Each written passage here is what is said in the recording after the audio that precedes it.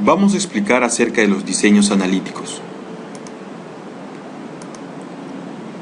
Los estudios analíticos, que pueden ser de corte o de tipo caso y control, tienen la principal diferencia en que los de corte parten de la variable causa en busca de la variable efecto. Por el contrario, los diseños de caso y control parten de la variable efecto en busca de la variable causa. En ambos diseños no va a haber manipulación de las variables. Los de caso y control tienen un sentido retrospectivo, mientras que los de corte por lo general tienen un sentido prospectivo. Hablemos de los diseños de caso y control. Este tipo de diseños, que son analíticos, no experimentales, ya que no se manipulan las variables, que tienen un sentido retrospectivo, en el cual se parte del efecto en busca de la causa. Por lo tanto, el investigador debe estar seguro de que las dos variables no están en el mismo tiempo presentes, sino que realmente la causa precedió al efecto. Por lo tanto, va a necesitar de fuentes históricas donde me aseguren que la causa realmente estuvo presente antes que el efecto.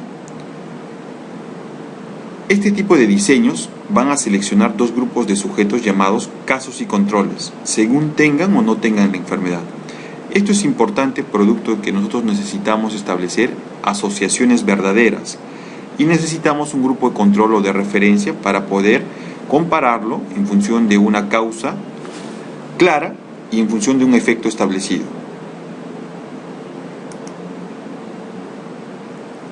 Este tipo de diseños identifican a personas con una enfermedad, a los cuales les va a llamar casos, y los va a comparar con un grupo control apropiado que no tiene la enfermedad, a los cuales les va a llamar controles. Por lo general se hace un match. ¿Qué quiere decir eso? Se va a emparejar a los controles en edad, en sexo, etc., para que sean lo más parecido a los casos. Este tipo de diseños también examinan la relación entre uno o varios factores relacionados con la enfermedad. Es decir, tú vas a partir de un efecto en busca de una causa o de unas causas. Pero recuerda, la asociación siempre va a ser directa, es decir, una causa con un efecto.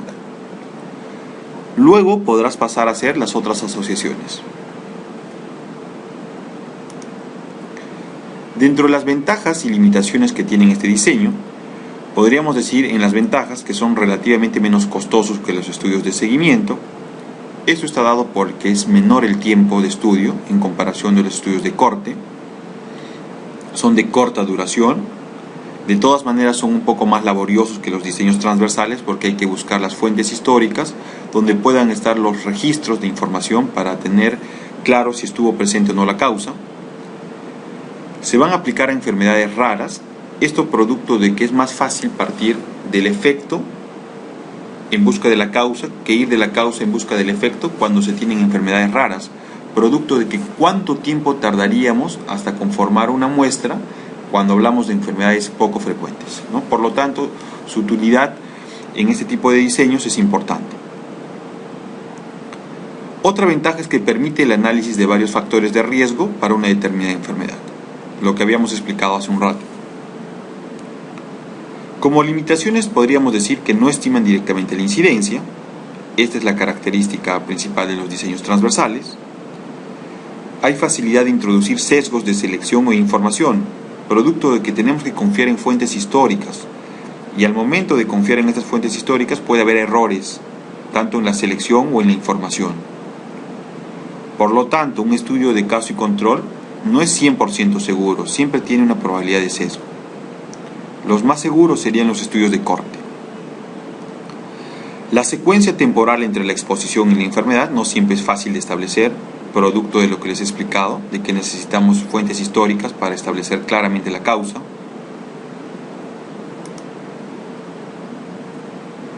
Y ahora veamos el análisis en diseños de caso y control. Cuando hablamos de análisis, principalmente debemos recordar esta palabra que se llama OR, que quiere decir odds ratio. En otras palabras, probabilidad o chance de desarrollar un efecto en función de una causa. Vamos a explicar este gráfico. Nosotros tenemos un grupo de casos y un grupo de controles. Tanto los casos y los controles pueden estar expuestos o no a una determinada causa. Por lo tanto, nosotros vamos a tener personas que se encuentren en la situación A, es decir, que tengan la exposición y que tengan el caso o la enfermedad. Por lo tanto, están en color rojo porque estos van a ser los pacientes más críticos. Asimismo, podemos tener pacientes que están en la condición B, es decir, pacientes expuestos a la causa, pero que no tienen la enfermedad. Es decir, son los pacientes afortunados. Por eso lo ponemos en color blanco, que los podríamos llamar lecheros. También tenemos los pacientes no expuestos a la causa, pero que sí tienen la enfermedad. Es decir, los pacientes que desafortunadamente tienen la enfermedad sin tener la causa. Estos podríamos llamarlos pacientes piña y están en el grupo C. Y finalmente tenemos los pacientes que no están expuestos a la causa y que tampoco tienen la enfermedad. Es decir, los podríamos llamar pacientes de tipo zanahoria, es decir, los que están totalmente sanos. Esta es una mnemotecnia para poder recordar este cuadro. Entonces, lo que se hace para hallar el odds ratio es multiplicar A por D y dividirlo entre B por C, de manera que nos va a dar un valor. Ese valor se va a conocer como probabilidad de tener un evento en función de una causa. Esa probabilidad tiene que ser cotejada con el intervalo de confianza al 95%. Este intervalo tiene que ser mayor que la unidad para que el OR realmente sea un factor de riesgo. Cuando este intervalo de confianza tiene valores que tocan la unidad, es decir, que incorporan el número 1 o incluso valores menores al 1, ya no vamos a hablar de un factor de riesgo necesariamente. Podría tratarse de un factor protector o incluso podría ser que en un grupo de pacientes esta causa actúe como un efecto protector y en el otro grupo de pacientes como un factor de riesgo. Vamos a verlo acá. Decimos si el odds ratio incluye el número 1, para que sea considerado de riesgo debería tener valores superiores a 1. Y para que sea considerado factor protector debería ser valores menores a 1. Si tiene el número 1 exactamente, quiere decir que no hay ni riesgo ni protección. Sigamos viendo con el ejemplo. Si yo desearía estudiar a 70 personas, 35 casos y 35 controles, que los vamos a ver acá, 35, 35, nosotros podríamos relacionar una causa con una enfermedad. Es decir, en este ejemplo tenemos 25 personas expuestas a la causa y que tienen la enfermedad. 5 personas expuestas a la causa y que no tienen la enfermedad, es decir, son controles. 10 personas que no están expuestas a la causa y que tienen la enfermedad. Y 30 personas que no están expuestas a la causa y que no tienen la enfermedad. Entonces, siguiendo la lógica, deberíamos multiplicar lo siguiente para obtener el valor del OR. 25 por 30 entre 5 por 10. Me da un valor de 15. Yo le pido a la máquina, a cualquier software estadístico como el Stata o el SPSS, que me saque el intervalo de confianza. Y el intervalo de confianza me salió entre 8 a 23. Como estos valores no tocan la unidad, es decir, no están cercanos a 1, ni siquiera son cercanos, yo voy a decir realmente hay chance de que se presente este efecto. Es decir, ¿cómo se interpretaría este OR? Si yo tengo la exposición, voy a tener 15 veces más chance de desarrollar un efecto que si no tuviera la exposición. Al yo tener un intervalo de confianza al 95% que no toca la unidad, quiere decir que este 15 agarra más valor, es decir, es más creíble. Veamos este otro ejemplo. Fíjate, hemos cambiado estos números. Siguen siendo 35 casos y siguen siendo 35 controles. Pero esta vez son 18 los pacientes expuestos y que tienen la enfermedad, y 16 pacientes expuestos y que no tienen la enfermedad, 17 pacientes no expuestos que tienen la enfermedad, y 19 pacientes no expuestos que no tienen la enfermedad. ¿Cómo haría para sacar el OR? Multiplico 18 por 19 entre 16 por 17. El OR me salió 1.25. Le pido a la máquina que me saque el intervalo de confianza y me salió un intervalo de confianza de 0.7 a 6. Fíjate este intervalo de confianza. Entre este rango está incorporada la unidad. Por lo tanto, este valor de decir, si yo tengo la causa, voy a tener 1.25 veces más chance de tener un efecto en comparación que no si no tuviera la causa, no va a ser tan creíble, porque este factor, intervalo de confianza, ya incluye a la unidad. Es decir, su rango va de 0.7 a 6. En algún momento hace de factor de riesgo y en algún momento hace de factor protector. Por lo tanto, yo no voy a creer lo que me dice este OR. ¿Qué pasa si yo hubiera sacado el mismo valor de 1.25, pero el intervalo de confianza al 95% hubiera sido de 0.7 a 0.9? Yo hubiera podido afirmar que el OR ya también acá no es de riesgo, sino es un factor protector. ¿Y cómo lo interpretaría? Lo podría interpretar de la siguiente manera. Los pacientes expuestos a una causa tienen 1.25 veces más chance de no tener la enfermedad. Es decir, actúa como un factor protector en comparación con los pacientes no expuestos. Si tú recuerdas el caso típico de la pastilla, por ejemplo de la aspirina, es que dicen que la aspirina es un factor protector de infarto de miocardio. Por lo tanto, sus valores de OR que han encontrado en sus investigaciones tienen que ser menores que la unidad. Entonces yo de esta manera voy a decir factor protector. En este ejemplo concreto, donde va de 0.7 a 6, yo no puedo afirmar nada, producto de que hay un OR que en algún momento es protector y en otro momento de riesgo. Eso puedo sacar con los estudios de caso y control.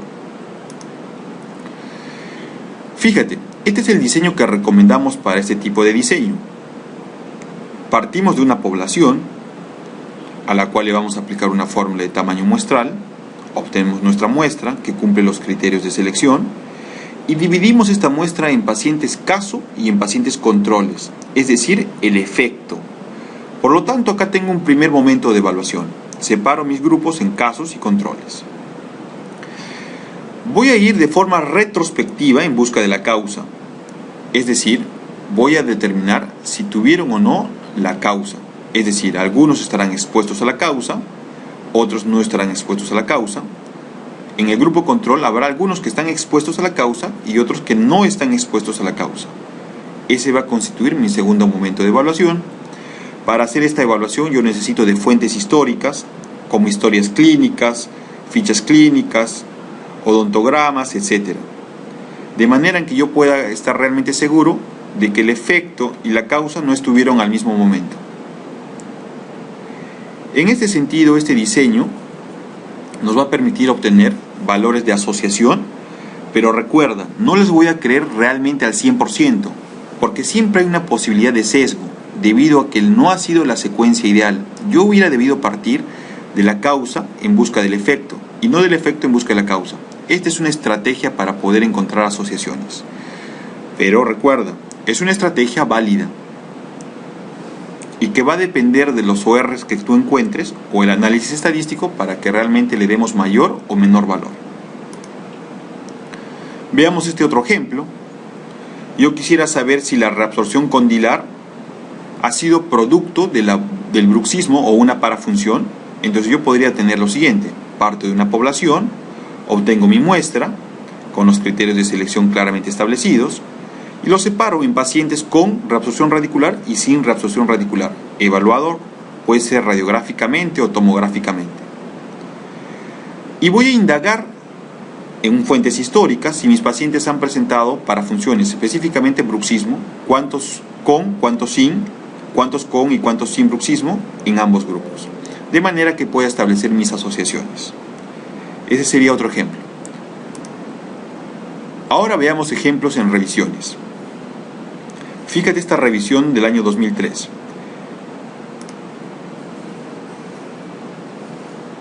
Esta evalúa los factores de riesgo en radiografías panorámicas para lo que es la injuria del nervio alveolar inferior después de la extracción de terceras molares.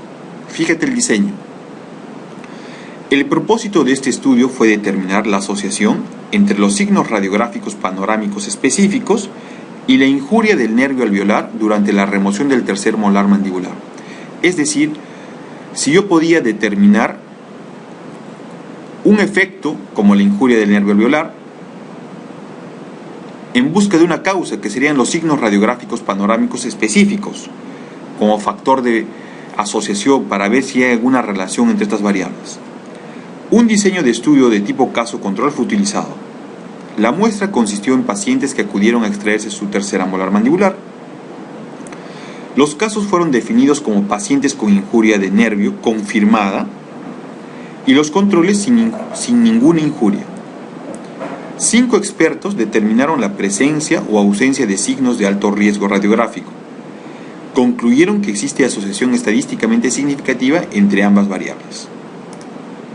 Lo que hicieron fue esto, mira, ellos tuvieron una población de la cual sacaron una muestra de 25 pacientes con unos criterios de selección claramente establecidos, de los cuales tuvieron 8 casos bien definidos y su definición incluía pacientes con injuria del nervio alveolar inferior y 17 controles, es decir, pacientes sanos que no tenían injuria del nervio alveolar inferior.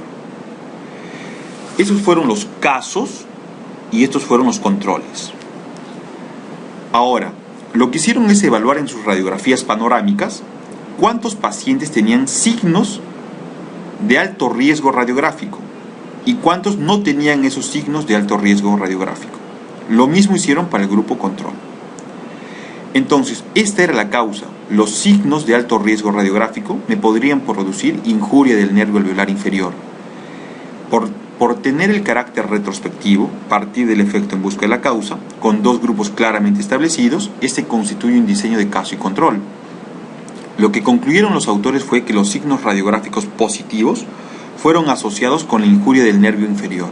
Encontraron una asociación estadísticamente significativa con la prueba de Chi cuadrado. Mira, veamos este otro ejemplo. Lo que yo busco acá, en este estudio de caso y control retrospectivo, es encontrar una asociación entre el hábito de fumar y la condición periapical radiográfica. Este está publicado el año 2012. Mira, el propósito de este estudio fue determinar la asociación entre el hábito de fumar y la condición periapical dentaria en radiografías panorámicas. Un diseño de estudio de caso y control fue utilizado.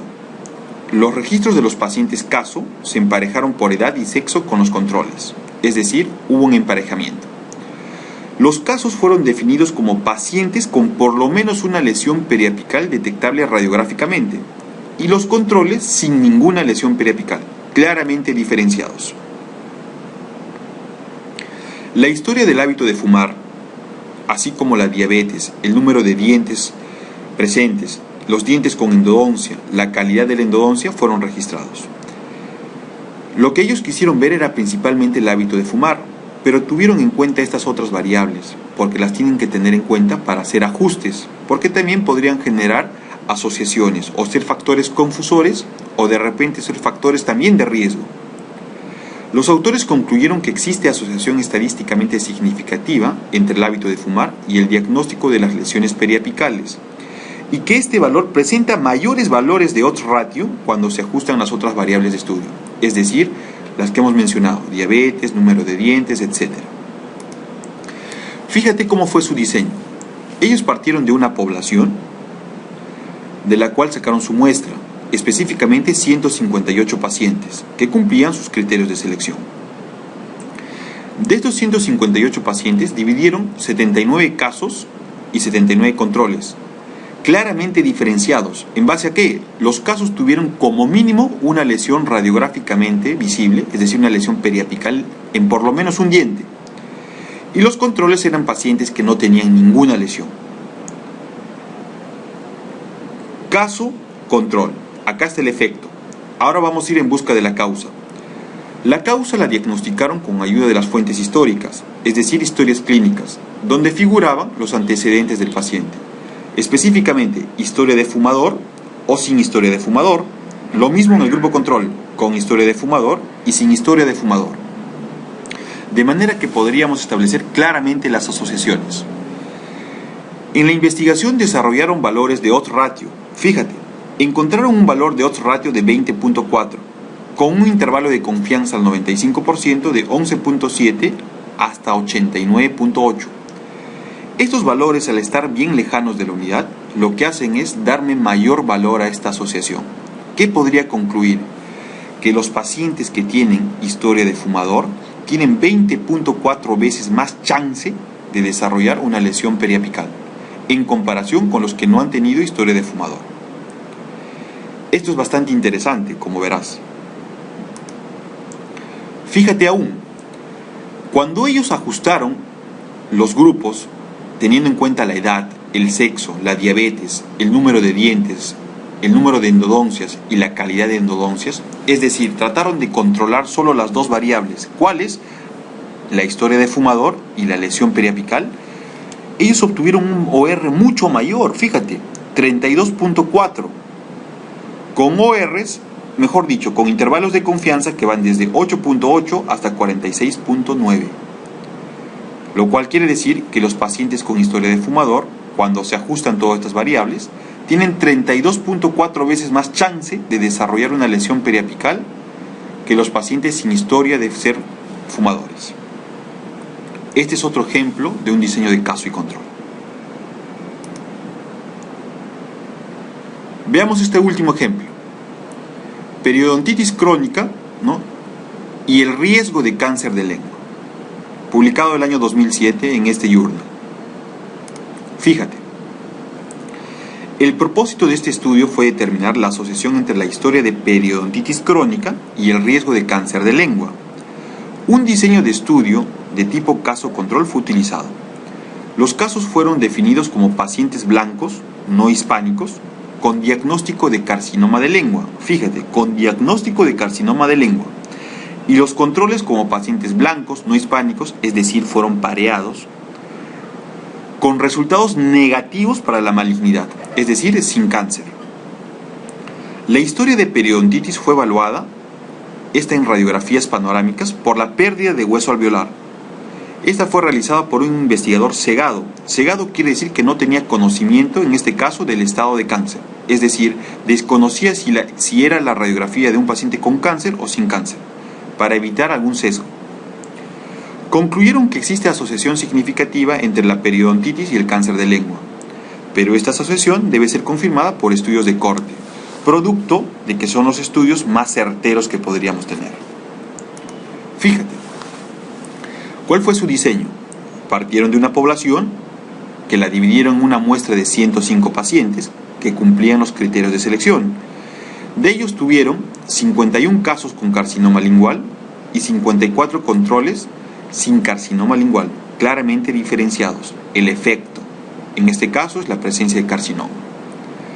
E indagaron, en este caso, a través de las radiografías panorámicas, cuántos presentaban una pérdida de hueso alveolar, es decir, tuvieron la condición de periodontitis crónica.